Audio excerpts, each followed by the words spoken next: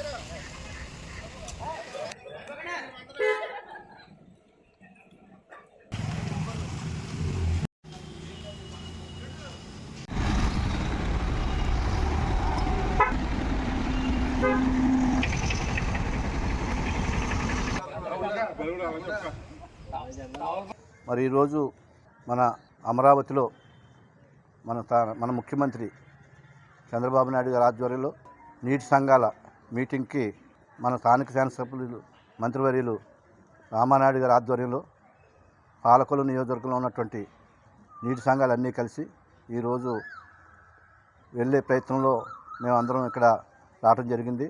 మరి గడిచిన ప్రభుత్వంలో రైతులు ఎన్నో ఇబ్బందులు పడి ఉన్నారు.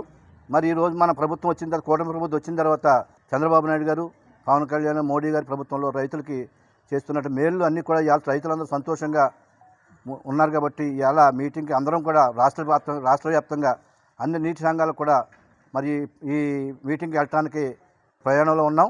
ఇవాళ రైతులు ధాన్యం డబ్బులు కానీ, అలాగే అన్నదాత సుఖీభావ కానీ, అలాగే మరి ప్రతి ఎకరానికి నీరు అందించడంలో కానీ మరి రైతులందరూ చాలా సుఖ సంతోషాలతో ముందుకెళ్తూ ఉన్నారు.